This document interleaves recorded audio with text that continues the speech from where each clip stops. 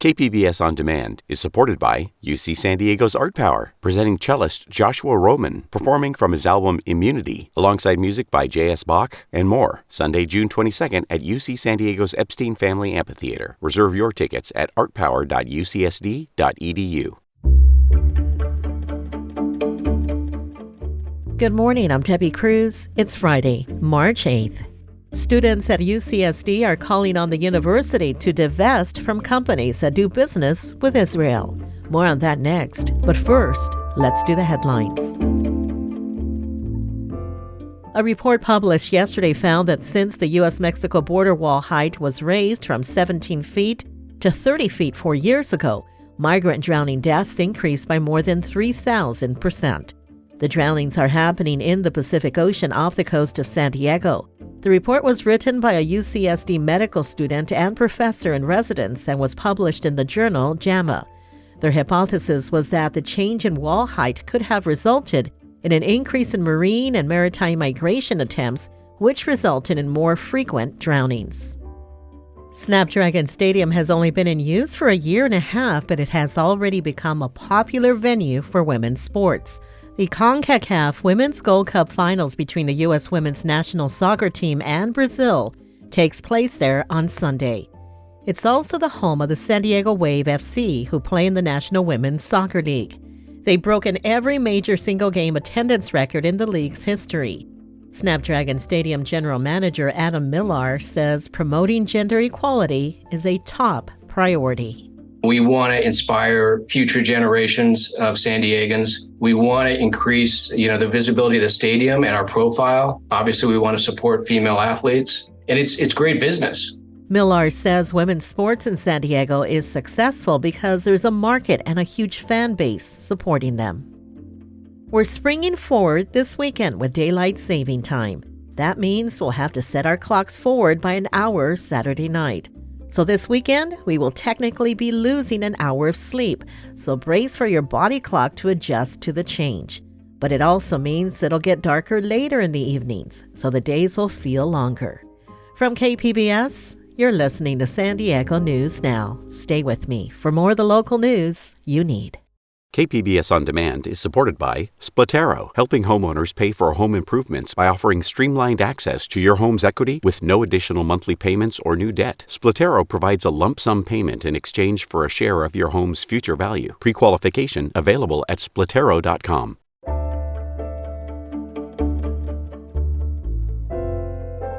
UCSD's student government group has passed a resolution calling on the university to divest from Israel. Reporter John Carroll says it follows a large campus protest this week. 26 out of 37 senators in the Associated Students of San Diego voted for the resolution, which calls on not only UC San Diego, but the entire UC system to divest from Israel. President George Chi Loy Lo says the resolution aligns with the demands of the BDS movement. BDS stands for Boycott, Divest, and Sanction. President of the Jewish Federation of San Diego, Heidi Gatwerk, says the resolution is misguided. It really is calling for not just changes to this policy or that policy, but really fundamental changes to the existence of the State of Israel. A statement from the university said it does not agree with the resolution, and neither it nor any school in the UC system will divest from Israel. John Carroll, KPBS News. Community advocates rallied yesterday in front of the Vista Detention Facility to protest the latest in-custody death that happened last weekend. North County reporter Alexander Wynn says they want more oversight on arrest procedures. We are here to save lives in custody. Yusuf Miller from the North County Equity and Justice Coalition, along with other community members, are demanding answers after a man died while in custody. It happened last Sunday. A man died after struggling with sheriff's deputies following his arrest in Cardiff. Miller says getting arrested should not be a death sentence. But we want to see what the process was, where did it break down, and we know that our county has a broken bridge between law enforcement and mental health. There's a broken bridge, and we want to mend that bridge so people don't lose their lives. San Diego Police Department is investigating the case as per protocol when there's a death involving the Sheriff's Department. Alexander Wynn, KPBS News.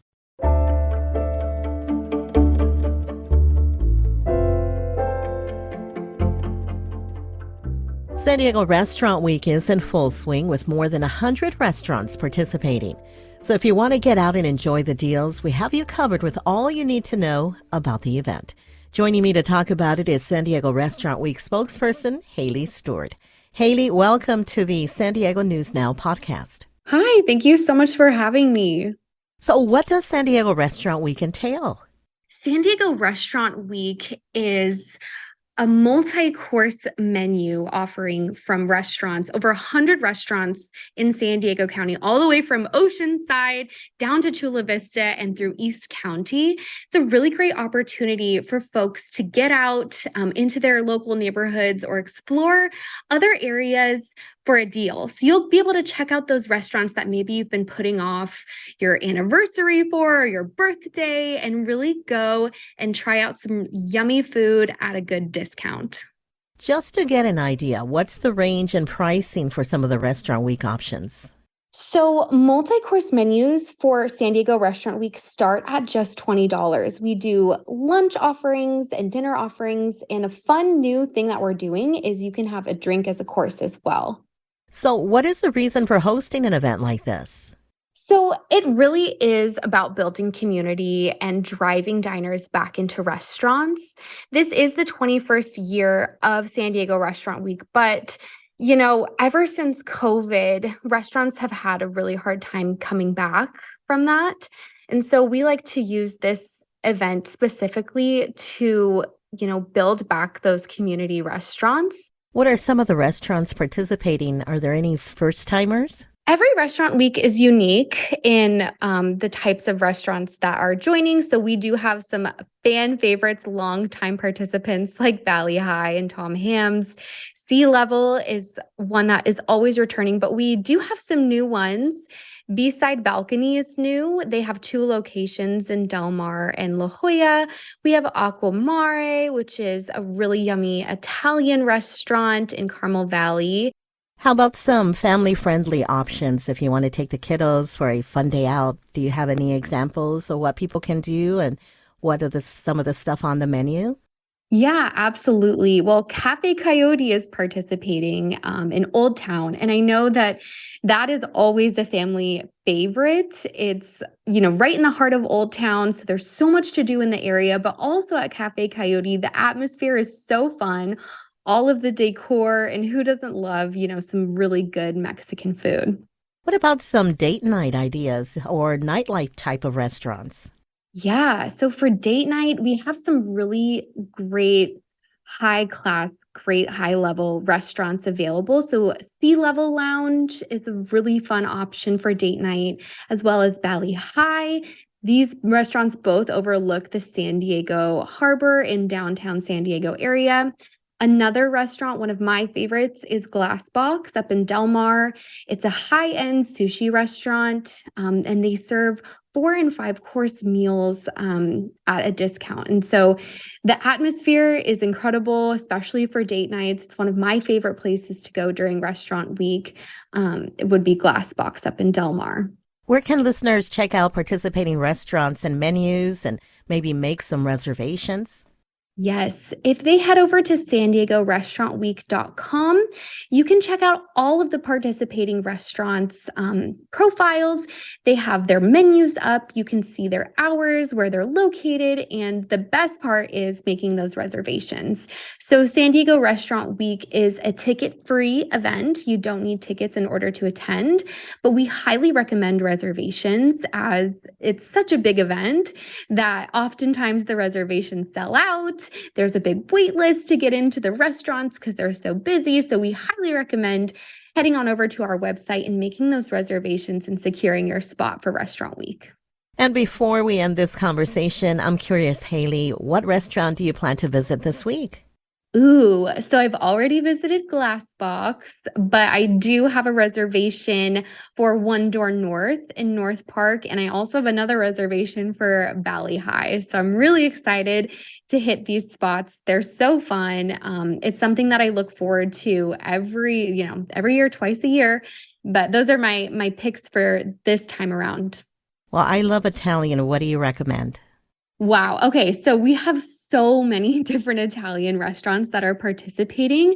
So it depends, are you wanting to stay somewhere close to home, find a new favorite close to home, or if you're wanting to kind of explore a little further. But as far as Italian, we've got Antica Trattoria, we have Cori Pasta, Balsamico Italian Kitchen in South Bay. There's so many different options, and one of the best parts of our website is being able to filter by cuisine. So if you want Italian and you want to see all of the different types of Italian options that we have, you can just pop over to the website, click Italian, and filter the restaurants, and then you'll have a whole list of our many, many Italian restaurants that are participating this year. Well, they all sound delicious. I've been speaking with San Diego Restaurant Week spokesperson Haley Stewart. Restaurant Week is happening through Sunday. Haley, thank you for all the information and for joining the San Diego News Now podcast. Of course. Thank you for having me. Dune Part 2 opened last weekend, and film critic Beth Accomando says no matter what you think of the film, there's no denying it looks spectacular. She spoke with cinematographer Greg Fraser to shed some light on what goes into shooting a film like Dune. Cinematographer Greg Fraser doesn't see Dune Part 2 as a visual effects movie. Yeah, I guess there's some sandworms in this film, but the funny thing is I don't see it like that. I'm concentrating on the minutiae of the human experience with these actors and with these characters. And what happens from a visual effects standpoint happens beyond those experiences. In the past, his job was done when the shooting wrapped. But today, visual effects can extend his work into post-production. The mistake that a lot of films make is that they don't necessarily include the cinematographer or the production designer once wrap finishes. But your vision is still being affected by a team of VFX artists. So the more that we can be involved, the better off the end product is. It's a collaborative process that begins on the set. Take the planet of Giedi Prime. Fraser was asked to make it look black and white, but he added a twist. Effectively what we did is we shot in infrared. It just has such a weird look to it that's unusual, that doesn't look like a true black and white. Mm-hmm. It looks like it's like an anti-sun. But the idea was that maybe what the sun does is it sucks out color. So yeah, it was fun. It was a cool process to do that. So when you watch Dune Part 2, appreciate the work of Greg Fraser and how he brings different worlds to life. Beth Accomando, KPBS News. That's it for the podcast today. This podcast is produced by Emmeline Mohebi and edited by Brooke Ruth. As always, you can find more San Diego news online at kpbs.org. Join us again on Monday to start the week together with the day's top stories. I'm Debbie Cruz. Thanks for listening and have a great weekend. And oh yeah, don't forget to set your clocks forward an hour Sunday morning.